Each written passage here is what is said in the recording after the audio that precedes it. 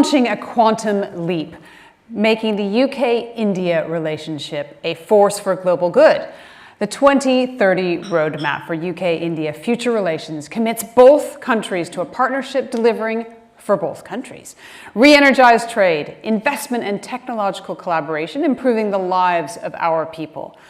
Enhanced defense and security, leadership in climate, clean energy and health. So to discuss this, I'm very pleased to welcome to our virtual stage, Vardhan Shringla, and the Permanent Undersecretary at the UK Foreign, Commonwealth and Development Office, Sir Philip Barton.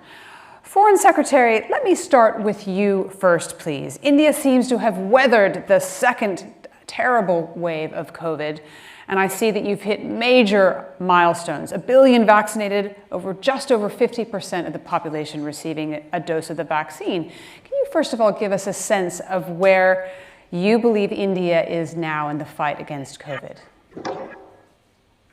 Well, thank you, Edie, if I may call you that, and it's to be on the India Global Forum show. You are right in saying that we had devastating second wave COVID pandemic around April or May. If in terms of the case load, were about 100 in the first wave, we were surpassing, and obviously that did put in on our resources, health infrastructure. Most important is that we fought back. There was a whole of government approach in handling and dealing with. The Prime Minister himself led this entire effort. We were able to ramp up production in medicine, remdesivir, everything else that was needed. But we did very much appreciate the support and solidarity we received from the international community, in particular the UK. I do recall that the first consignment of concentrators and cylinders came from the UK, and we are very grateful for that important level of confidence and support that it gave us at that critical time. But since then, we have, as I mentioned, done everything possible to insulate us from future impact of the COVID pandemic, including enhancing production, decentralizing the areas of production of oxygen, making our hospitals far more self-sufficient. And most important of all, and as you mentioned, we have excellent vaccination program. Today is a landmark. We have surpassed 1 billion doses that we had to administer to citizens. That means that over 75% or Indian adults who are eligible for the vaccine have received their first year, where each and every Indian doses will be fully vaccinated. And that, I think, is the greatest insulation we have against the pandemic. Already announced that we would be open to export vaccines. We would be back as a reliable partner in the global supply chains and the health infrastructure. And we are in a good position to work with our partners in providing health security on a regional basis. Thank you. Let me stay with you for a moment, Foreign Secretary, before I bring in Sir Philip Barton. We've all watched the situation in Afghanistan with great concern. Could you say a little more about how you see the situation there? I'm sorry, Edie, I missed the beginning of what you said because the sound wasn't working. Could you repeat what you said? Sorry, I was actually going to address one more question to the Foreign Secretary, and then I was going to bring you in. But I'd love you to respond to this as well. We've all watched the situation in Afghanistan with great concern, and I'd love to hear first from the Foreign Secretary and then from you, Sir Philip, about how you see the situation there now. Foreign Secretary. Afghanistan, of course, is very high on our minds as we evaluate, the regional and global situation. Our approach towards Afghanistan has been outlined in UN Security Council Resolution 2593, which is the seminal, I would say, position that the international community has put across in our approach to that country and our, advice to the ruling dispensation there, which is essentially to strive for an inclusive, negotiated political settlement, human rights of women, children, and minorities, humanitarian access, and territory not to be used for terrorism to the detriment of any other country. And I think that is something that continues to guide us. We continue and monitor the situation carefully. consult with our partners both in the region and beyond, and the UK is one of those partners that we continuously consulted in a time when the situation was turning, in a manner that could be of concern. But as I said, I mean, the important thing is to make sure that we are trying to get satisfaction in some of the areas that we have highlighted, mainly humanitarian access, evacuation of our nationals from Afghanistan. These are important priorities for us, and we will continue to work with all concerned to secure these objectives. Sir Philip, can I bring you in here to get your view on the situation in Afghanistan now? Thank you very much, Edie, and thank you to you and Manoj for inviting me to join this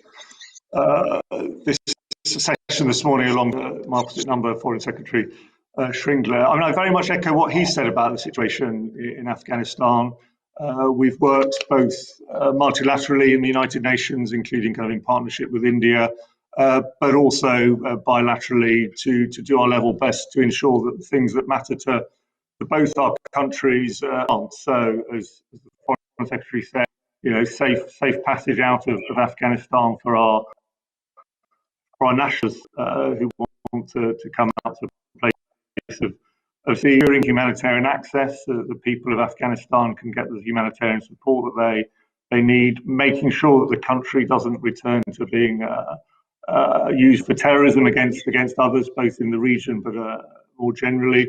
And also, holding the Taliban to account, and will by their actions rather than their words, in particular in relation to kind of human rights, have concerns around the positions of women and girls, and also some of the minority communities in Afghanistan. This is clearly an area where we work very closely with India, as I say, both but also in multilateral organisations like the United Nations.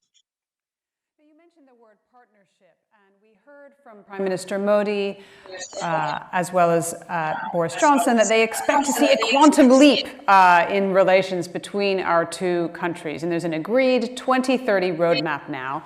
So, Foreign Secretary, let's start with you. Which areas specifically do you see an immediate opportunity to take this leap forward?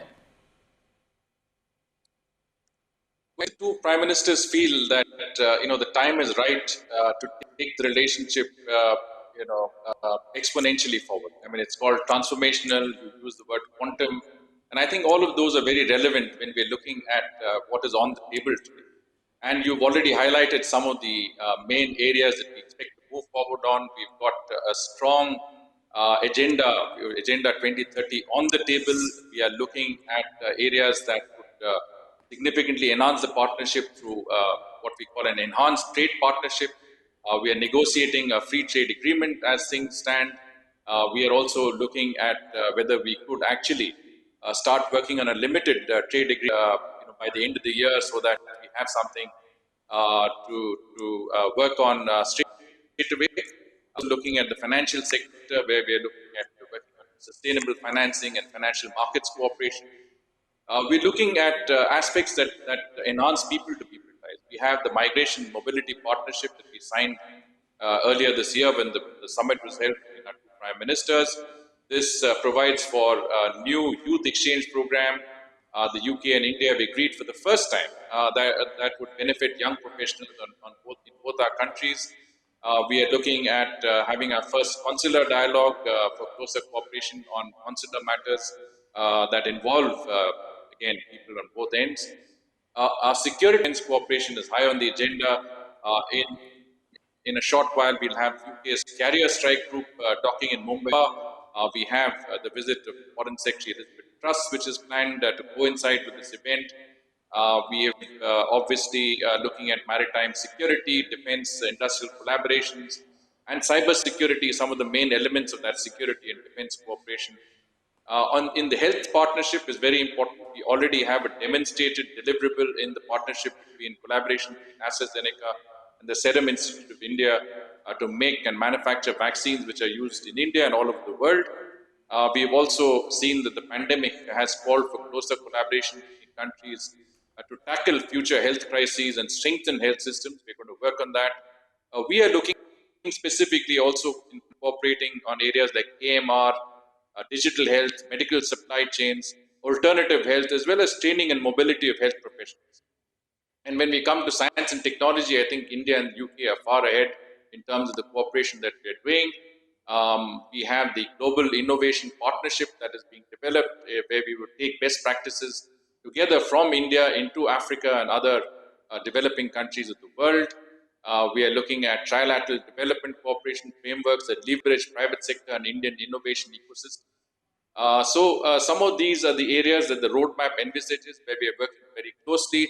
I've had 2 meetings in London with my counterpart and friend, Philip Barton, and we are looking forward to his visit to India in a short while, where we can examine how we can really go into the details of what is happening and see how we can continue to add momentum already being done at the working level.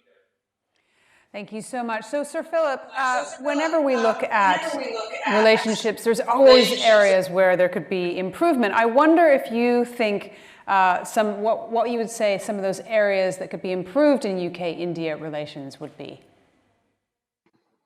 Thanks very much, Edie. Now, when I've worked on UK-India relations through much of my career, and I was posted in New Delhi in the 90s. And we've, if we're honest with ourselves, we've talked in the past about a strategic relationship, and we've used those words, but actually this feels different in a good way. And I think Prime Minister Modi's sentence really encapsulates what we're about. And Foreign Secretary Shringla set out a lot of the areas we can work on. And the good thing is, I echo all of them. They're absolutely the same as I would have said in response to your opening question. I think one of the reasons, though, why a real moment of opportunity is the UK's place in the world now. We've left the European Union. That means that we're in charge of our international trade and commercial policy, which is to do what both countries want to do, negotiate a very ambitious new trade agreement. It means we've been able to change the way we approach migration to this country and take a more even-handed approach around the role, rather than giving privileged access to people from Europe. And again, that opens up more space for us to do things in the migration side. And then thirdly, for us here in the UK, we had a fundamental look earlier this year at our international policies that Boris Johnson as Prime Minister wanted his government to follow, and we've made a strategic choice to focus much more on India, and also India for itself, as it were, bilaterally, but also India as part of the Indo-Pacific region. And so many of the areas that the Foreign Secretary outlined, for example, on the security side, again, there's a lot now that we can do together. There's a lot more resource the UK is bringing. You've got a very visible example of that through the visit of the Carrier Strike Group and the aircraft carrier, which my new boss, Elizabeth Truss, will be joining very shortly, but also the other areas, the cyber and so on, maritime security. I think those are the ones where I think things are different in a very positive way, and do, if in a sense, lie behind the quantum leap, the leap phrase. And the task now is for people like the Foreign Secretary and I to make sure we make a reality of this and do our work as good bureaucrats and diplomats to make the most of the opportunity, which is genuinely there and genuinely. Foreign Secretary, let's spend a moment talking about COP26 in Glasgow, just days away, and I believe that we'll be seeing Prime Minister Modi there. What are the messages and commitments that India and the UK will be wanting to convey? What are the messages that India will be wanting to convey, Foreign Secretary, at this most critical gathering of world leaders? Well, let me start by saying that the issue of climate change has been very important for India, and not because we are going in for a major conference like COP26, but because we believe that it is important to ensure cleaner air, cleaner water, better future for our future generations, and it is incumbent on us to take the steps necessary to do that. That's Prime Minister Modi's philosophy when it comes to climate change. And India has really done, I think, more than many other countries in meeting that objective. I think one of the areas that we have really worked very carefully on is renewable energy. We have our annual renewable energy today is exceeding that of coal-based thermal power. Actually, since 2017, we've had more renewable energy in the energy mix in India than a normal fossil fuel energy. In the last 6 years, we have installed more renewable energy capacity. We have increased our renewable energy capacity by 2.5 times, and solar energy in that component is increased by 13 times. So we have really moved on an area which is important in terms of climate change mitigation and adaptation, which is basically renewable energy. We have announced a hydrogen energy mission, which will generate energy from green sources. We have identified green ports, green shipping corridors. We are perhaps the only G20 country as of now to have fulfilled our NDC commitments and outperformed them. We have reduced energy emissions intensity by 21% over 2005 levels. And we will meet our goal of 175 gigawatts of renewable energy before our target of 22. And we have ourselves set an ambitious target of 450 gigawatts by 2030, which is a sizable, you can say, ambition by any standards. Our Prime Minister has said that Centennial India will not only meet its targets, but exceed expectations of the world. So in that sense, we are committed as we go into COP26, and we are doing very close partnership with the UK. Our Prime Minister has spoken to Prime Minister Boris Johnson. We are going to participate in a number of the important sessions that have been earmarked for COP26, and we intend to go in with a strong message. We intend to go in with a full commitment in terms of our own, let's say, approach to the issue of climate change in general, and I would say contributions to global, fulfillment of the climate change agenda in particular. So this is important, but of course we are also going to outline that in order to meet these ambitious targets that we will be looking at COP26, we will need, and developing countries will need, access to climate financing, green technology. These are very important areas if you need us to reach those targets. We're talking about trillions of dollars of financing, and we need more than commitments. We need promises in terms of climate financing, and these are things that COP26 will need to look at very, very carefully. There should be new, additional, predictable, and consistent, financing outlined during that conference. And of course, I think we need to also look at areas like sustainable consumption, lifestyle changes to be able to meet our ambitious climate goals. It's not enough just to say you reduce emissions. We also have to see whether our lifestyles itself can be sustainable in a manner that is consistent with our overall requirement to address the issue of climate change. Thank you. Sir Philip Barton, I'll let you have the last word. A lot of discussion about climate finance. Climate is part of the agreement, the roadmap between the UK and India. We also have a lot of expectation rising around a potential free trade agreement. Can you tell us any idea about timescales? How optimistic should we be?